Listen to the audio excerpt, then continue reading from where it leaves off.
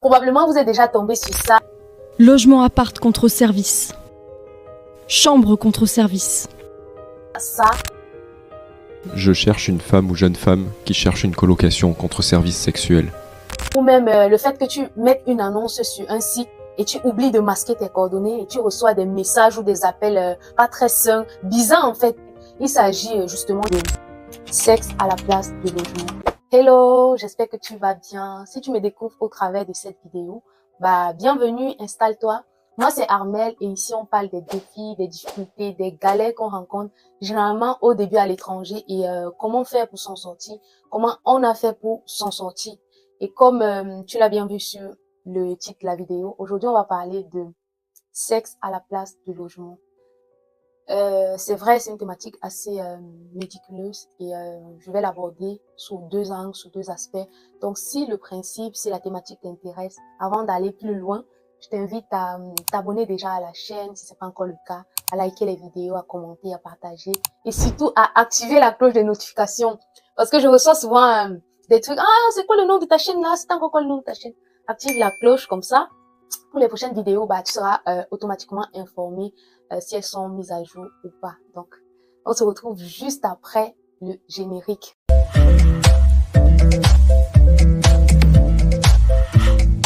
Pour le premier aspect de cette thématique que j'intitule logement contre service, vous vous demandez mais comment est-ce que ça se fait? Comment est-ce que ça se passe? En fait, ce sont des personnes qui proposent leur logement contre service.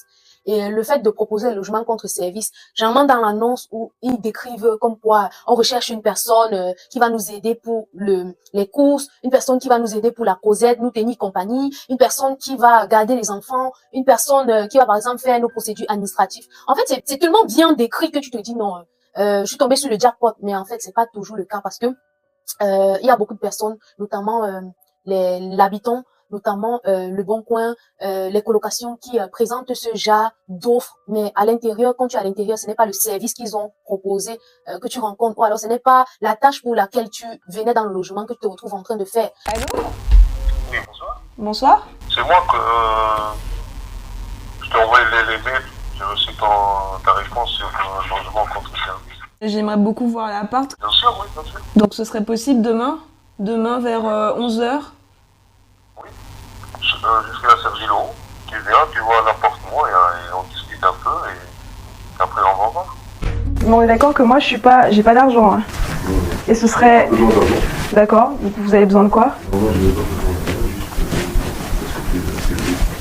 Qu'est-ce que vous voulez? C'est votre appart. Je sais pas ce que tu veux faire de ménage, tu veux faire... Je sais pas. Ce serait pour le ménage? Je devrais faire du ménage en contrepartie. Ça dépend de toi, si tu acceptes. On passe des moments ensemble. C'est quoi des moments ensemble? On dort ensemble. Ok. Et ensuite? C'est tout pour ça. On dort juste ensemble. Ok. Mais ça dépend, si tu acceptes ou non. S'il y a un moyen de dénoncer ce genre de service qui est d'ailleurs condamné par la loi française à 3 ans d'emprisonnement et à peu près 4 500 € d'amende. S'il y a moyen de dénoncer ça, n'hésitez pas. Si vous vous retrouvez dans ce genre de situation, n'hésitez pas à le faire.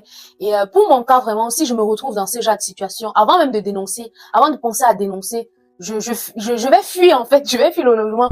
Parce que j'ai vu l'offre, j'ai vu l'annonce, ça me correspond. D'autres mettent même des prix tellement attractifs, tellement petits, tu te dis waouh, c'est mon logement. Mais quand tu y vas, en fait, c'est pas ça. Et des fois, il y a même les red flags dès le début. Par exemple, tu vois un logement de 200 € en plein cœur de Paris. Et en plus, on te dit logement contre service en plein cœur de Paris, à peu près 100 €. Tu te dis, mais pour moi, en tout cas pour moi, ça sonne déjà comme anormal parce que je sais que les logements à Paris, même si c'est la cave qu'on te loue, c'est plus de 350 €. Donc, il y a certains trucs comme ça là qui existent et qu'il faudrait éviter si d'ailleurs ça n'entre pas dans tes principes, si ça n'entre pas dans tes valeurs. Et le deuxième aspect de cette thématique que j'intitule le paiement en nature, nous sommes nombreux. Il y a beaucoup d'étudiants ici à l'étranger, particulièrement en France, qui font ce paiement en fait, qui utilisent ce paiement. Je vous explique pourquoi.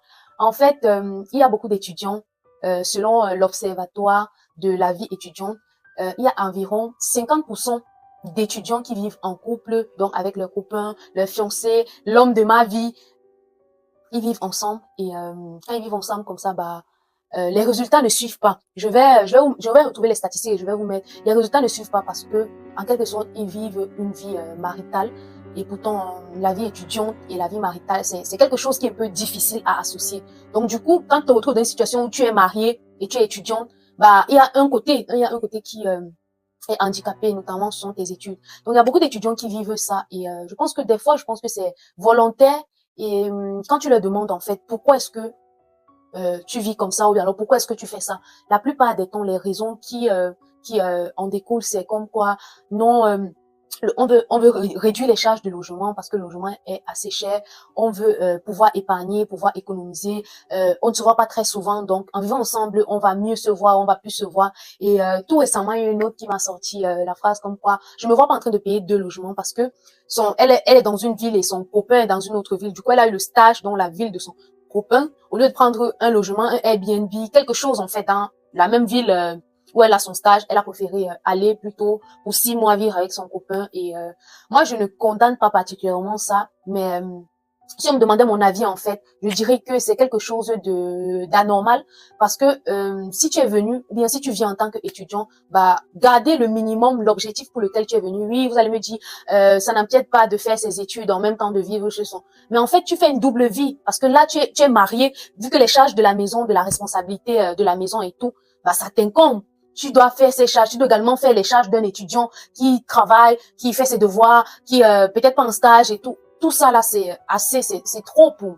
Moi, je trouve que c'est trop pour une personne qui veut vraiment réussir ses études, ou même qui a un objectif bien précis dans sa tête. Et figurez-vous que tout récemment, j'ai vu une vidéo sur TikTok où une fille, elle a mentionné le fait que ça fait 5 ans qu'elle est avec son copain et que chacun vit de son côté. Mais comment elle a été vannée en commentaire?